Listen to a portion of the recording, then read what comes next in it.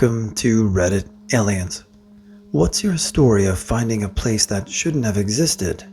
Please remember to like, share, and subscribe.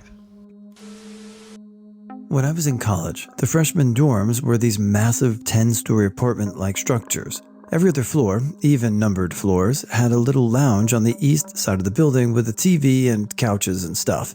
It was meant to be a community space. We noticed that on the subsequent floors, odd numbers, this space still physically existed but was walled up behind a brick wall for some reason. We managed to pry up some ceiling tiles, climb through the rafters, and drop down in. They were literally the exact same lounges as the even-numbered floors, complete with dusty couches still there, just bricked up and not used.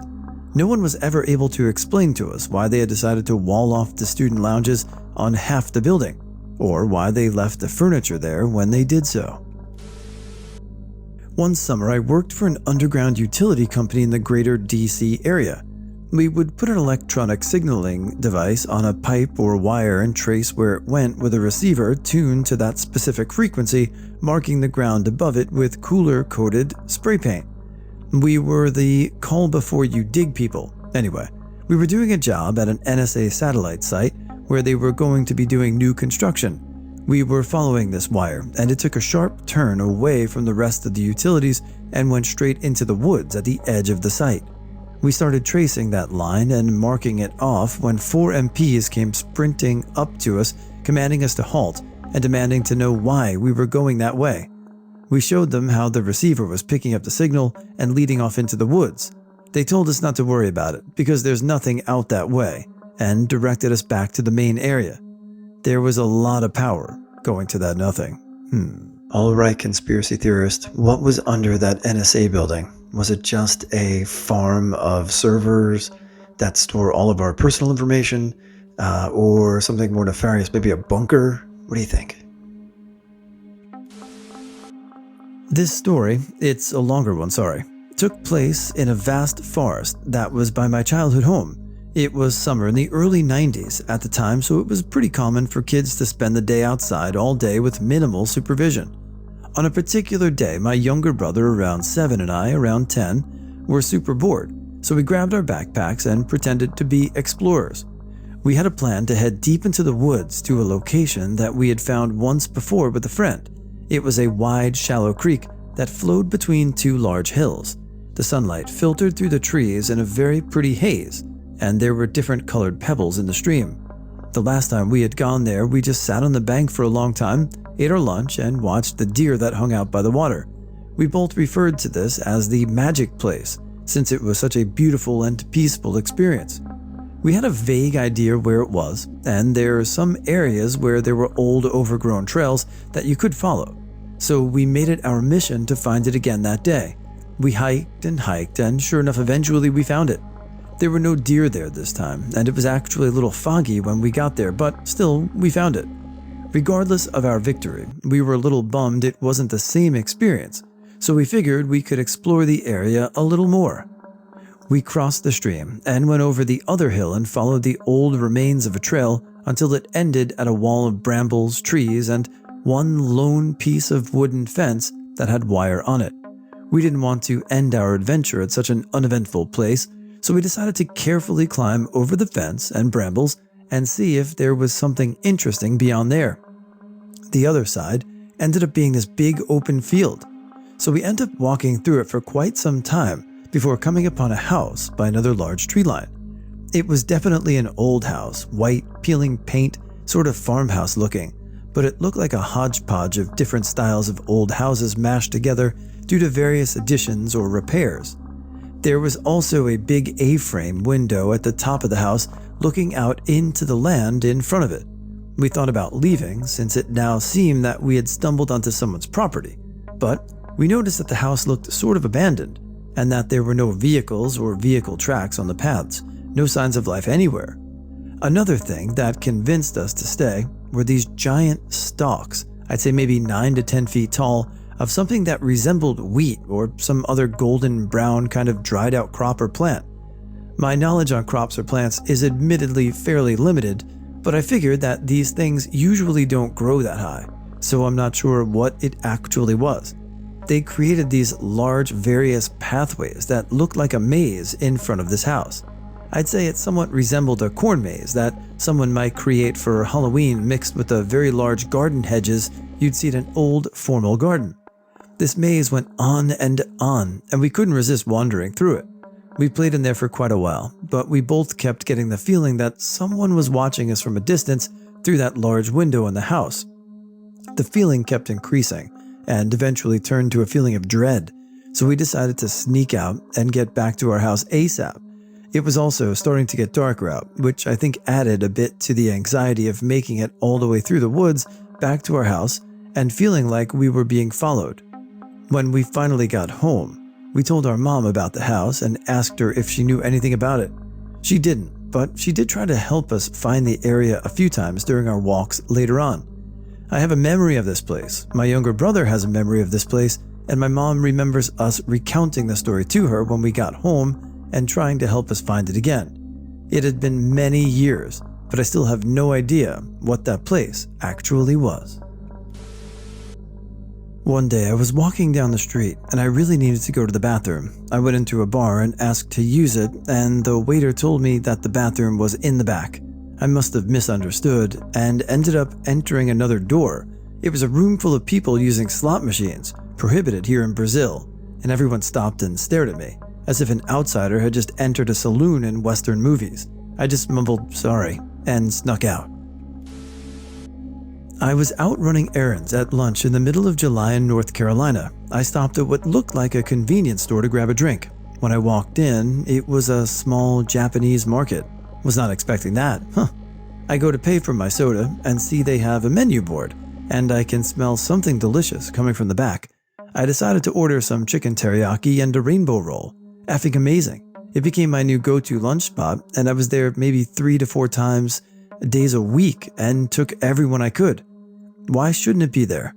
Because I was in BFE shithole area of North Carolina, and finding such amazing Japanese food in a tiny little store like that generally doesn't exist in places like that. I moved away 2 to 3 years later. When I went back 6 months after moving, they were gone. I'm fairly certain I was keeping them in business. Maybe. Bit more lighthearted, but here you go. We moved to Virginia about 10 years ago. The house was bought on foreclosure, and for the first time, because the water table here is too high for most places to have a basement, we use the attic to store things. In the attic is what can be best described as a hutch, outfitted with electrical sockets and extra insulation. Has its own door too. Mom, a former criminal prosecutor, had seen things like this used to grow weed. We took to calling it the pot house, and now we store Christmas decorations in it. Where I work, there are 3 facilities. The oldest, known as P1, was built in the early 80s and barely runs anymore. There's an upstairs section that used to be a training area. It has been abandoned since about 2005, and when I say abandoned, I mean literally. It looks like everyone just disappeared one day. There are still half-full, rotting cups of coffee sitting on desks, printed out emails with dates from 03 to 05, old racks of VHS tapes including ones that are tours of the plants, and one that was Learn Windows 95. A couple other hallmarks of the era like McDonald's fancy ketchup packets make appearances too. It's really surreal to walk through. There are only 2 ways to access the area, which is quite large. 2 nondescript doors in different areas of the plant. You walk out of the modern office area through the door and you've gone back in time. But you just as easily never even know the area was still there at all, as there are no signs or anything indicating what it is or how to get into it. There is so much usable space there, though a lot of repairs need done as they cut climate control to the area, so it's either insanely hot or insanely cold, and is probably mold central, wallpaper is peeling, etc. Not exactly shouldn't have existed, but I once had a job where every day I'd walk past a building that had a bunch of different shops and such attached to it, except one door in the middle that was completely blank and had 2 very large security cameras pointed at it. I always wondered what was inside. So, for a bit of backstory, there was a prostitution ring in my town in the 90s. I've done research on it, but there isn't a ton of info other than the guy who was running it found out. Went to prison for a while, continued to run it, and eventually got murdered by one of the prostitutes. My friend was telling me about this warehouse that is basically in the middle of a neighborhood downtown that seems sketchy. Eventually, we went to check it out, and it was the strangest thing. It's in the middle of a block of houses, basically in these people's backyards, but I'm actually on their property. You can't see it from the road because of the houses and trees and such, but we figured out the best way to get there. It's abandoned, and the inside was almost casino-like, with a really nice indoor pool and stuff. It seems to fit so well with what had happened in the past. It's just such a strange location that is in my middle of downtown, and yet it's somewhere that no one knows about. My friend and I used to go on late-night campus explorations at my college all the time, just searching for anything interesting. It was an old college, so we found a bunch of rooftops, unused rooms, basement levels that went down 7 stories, entire floors colored brilliantly white with clear glass rooms, one eye-level sculpture of a well-endowed man's penis, 1,000 cups of wine stacked on the floor, a paintball shooting range, just a ton of stuff. The most interesting thing I found was in my own house though. Back in college, some friends and I rented an old mansion that had been built in the early 1920s from an elderly lady. The place was falling apart, but it was huge and rent was dirt cheap. About 2 years into living there, I went to the basement to do some laundry and momentarily lost my balance, reaching out to steady myself using one of the wall panels. It flexed more than I expected, and after some inspection, I found that it was removable. Behind it was a small, mostly empty, very dirty concrete room, about 100 square feet. I say mostly empty because right in the middle there was a hole the size of a well that had been previously bricked up. It must have been old because the bricks had eroded at some point and exposed some of the hole, maybe a 2-foot diameter circle out of the full 5 feet. After calling my friends down to look at it, I got the courage to creep in a little closer and peer down into it. There was another room, roughly the same size, but deep, maybe 15 feet down and mostly dirt. We shined a flashlight down into it, and I could swear there was a teddy bear at the bottom. Unfortunately, despite plenty bargaining, none of us were ever able to work up the courage, liquid or regular, to tie a rope and climb down for a closer look, especially after we noticed that the bricks, which I thought had fallen in, were all accounted for, scattered around the hole as if something had broken out. We did a little research and think the sub-basement may have been related to prohibition, but honestly, I'm just willing to accept that explanation in order to avoid lifelong nightmares. Alright, question number 2. How many of you would actually go down into that little crawl space or small room? I think I might. Would you? I was working as a post-production assistant and had to drop a hard drive off at our composer's office, which was on the Sunset Strip in West Hollywood. Anyone who lives or has been to the area knows exactly how terrible parking is, so I had to park about 4 blocks away on a side street. For reference, this area is filled with tall office buildings, and the base of the buildings have stores or restaurants built into them. Anyway, as I was walking back to my car, I passed a cool bookstore and was window browsing when I saw a small alley to the side of it with a locked bookcase. About 6 first edition books sat in the bookcase, including the first edition of On the Road by Kerouac. I was intrigued and noticed that there was a side passage near this bookcase, tucked into the alley. I walked into this passage, which was no wider than a standard door. It led down a passageway which was tucked between 2 of said office buildings. I felt like I was walking into Narnia. The passage was about 50 feet, and it opened up at the end to a small and quaint courtyard, surrounded on all sides by office buildings, basically tucked into the center of a block, hidden by the buildings. In the courtyard was a small cottage and a small man sitting on a bench.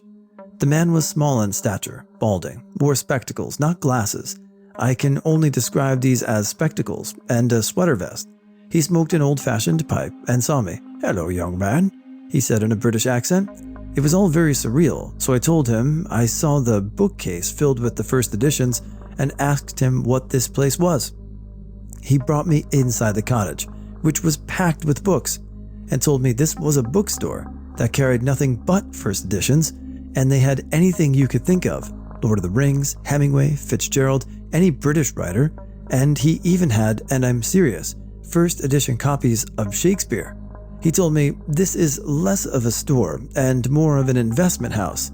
Few customers a year, but they treat the books like investments, much like antiques or artwork. I mentioned I studied literature in college, and he talked with me about literature. I mentioned I work in television, and he showed me original screenplays and informed me that he was a consultant for the Academy Awards. All in all, we talked for a good 20 minutes.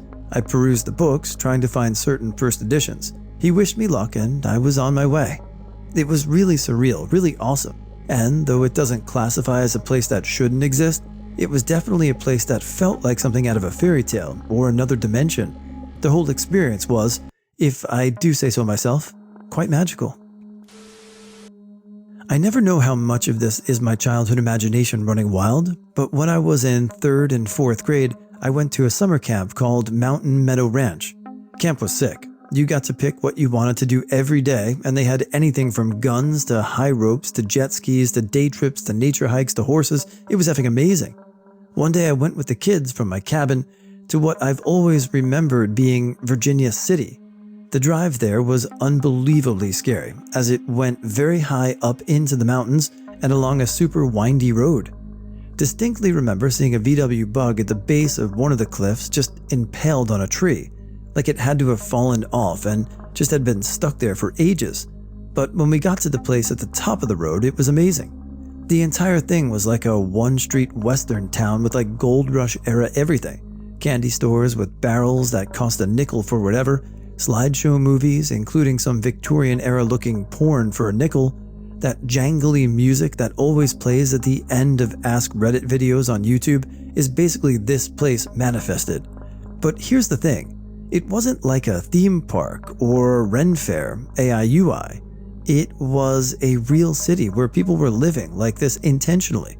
I'd guess that there were at least a few hundred people in it, and it was very busy. Googled Virginia City, California, and it didn't find it. And now I'm wondering what it's actually called. The city of Chicago is full of underground neighborhoods. I'm talking houses, roads, streetlight signs, you name it. The city literally built up over these entire city blocks. My cousin was working at an Ace hardware store someplace on the south side. He was in the basement stocking and noticed a steel door in the floor. He opened it and shined a flashlight down and saw a house. He asked the owner about it and was told the city built pillars above the old neighborhood, but didn't know why. The owner said only a handful of people know about it because the homeless would move into the abandoned subterranean neighborhood. Crazy shit. I have not talked to my cousin in a while, and I always forgot to ask if he went down to explore it. Well, I definitely never heard of this before, but as soon as I finish reading this today, I'm going to look into it. You guys ever hear about this either? Cool. Camping trip. We hiked into a campsite in the middle of the park. The trail was overgrown but accessible. After about 4 hours, the trail ended at an opening in the trees. We can see what looks like sand or maybe rock. Nope, it was sawdust. A massive packed down pile of sawdust, not a hill. It's like a huge hole in the ground, full past the brim of sawdust, probably about 10 meters in diameter, sloping down to a small lake. Nothing grew on it, and the trees were at least 60 plus years old. We had to backtrack to find the actual site, which was overgrown. Had an old canoe just stuck there. This site was nowhere near any canoe routes or portage. Only an insane idiot would carry a canoe there. The fire pit had weeds in it, and there was a huge spider living on the outhouse toilet seat, locally known as a wharf spider, with legs as big as my hand. Oh, and no toilet paper. We had to evict the spider before using the facilities.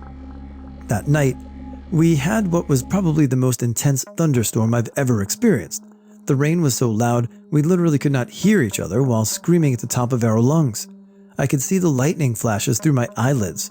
Pretty sure we pissed off some primeval god. Maybe because of the spider? When we left and checked out the next day, the ranger looked surprised at our experience. The weather was fine here. No one's been in that site for more than 5 years.